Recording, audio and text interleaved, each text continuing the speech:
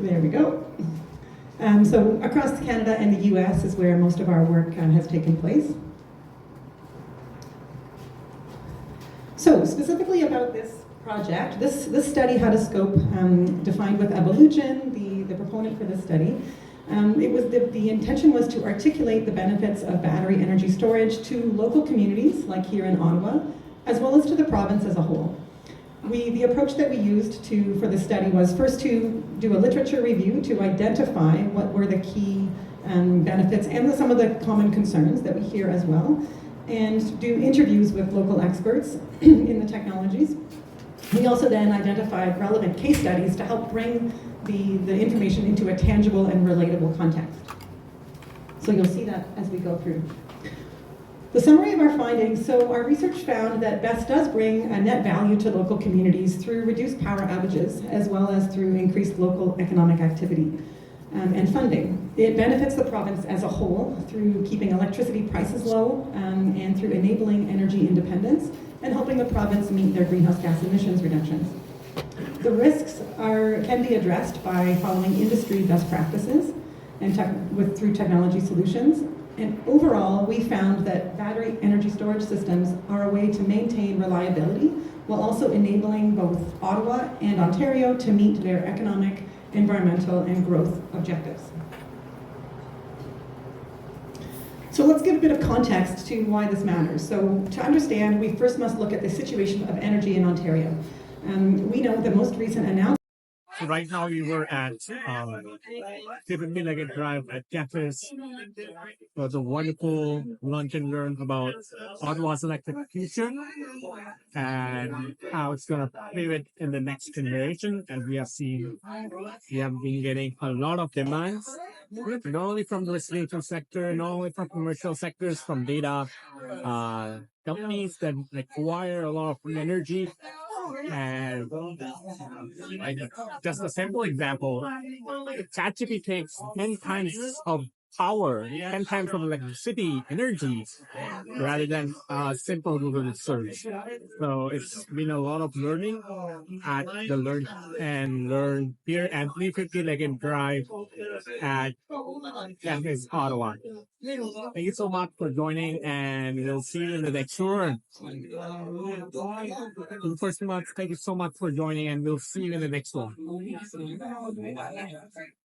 Worth, whom I know fairly well, and then I'm going to ask Janice to also say a couple of words about what Dusky does and where Dusky's offices are, because maybe you should have one here too in Canada North, and then it would be 541.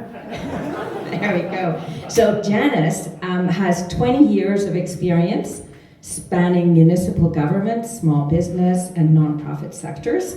Indeed, when she was much younger, and she was in the nonprofit sector is when I met her years ago. She is a real leader. At the City of Ottawa, Janice managed climate change strategies and programs, including building retrofit programs, financial planning, and senior government relations. As general manager before that at OREC, the Ottawa Renewable Energy Cooperative, Janice was again, a really dynamic leader. She was responsible for business development, financial and project management, operations, and stakeholder relations. Janice holds a master's. Also still the province who may oversee some of this legislation anyways. So I just say that as a more to come always. There seems to be always more to come on everything. But anyway, if you've heard me say anything here, there are 540 companies here. This is Canada's largest tech park. And we contribute, in this year, 2019 numbers, but 13 billion GDP to Canada's economy from this park, and that is an old number. So stay tuned for updated numbers, and they're coming soon. So thank you all for being here. I'm quite interested to hear the conversation here, but I did want to make sure you understood from the perspective of the Canada North Councillor and temporary Deputy Mayor, along with Deputy Mayor Carr, what I thought. Anyways, thank you very much, and I hope you enjoy the rest of the day.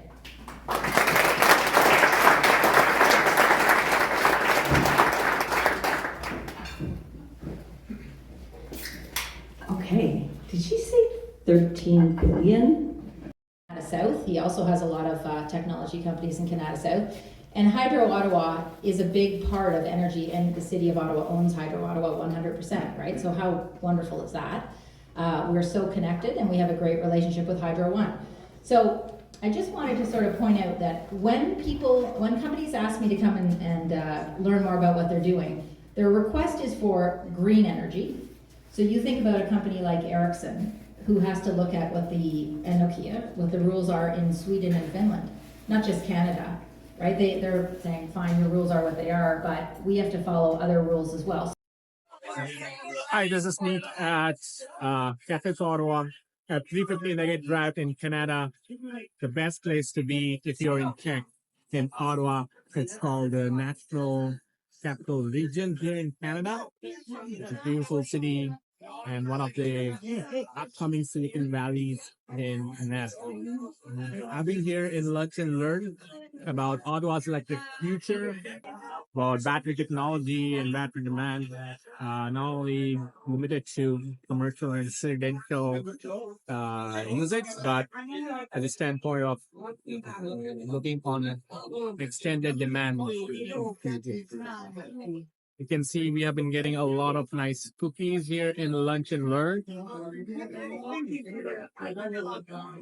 It's been okay.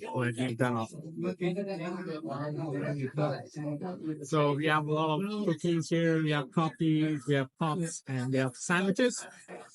It was a nice event here at 350 Leggett Drive, and we have been hearing remarks from Hydro Ottawa, Dusky. They have been presenting their report. We have been learning from Kathy Curry about energy demands in Ottawa and Canada. And yeah, thank you for joining today at the Lunch and Learn event here online. And this was me, Manjari, and see you in the next one.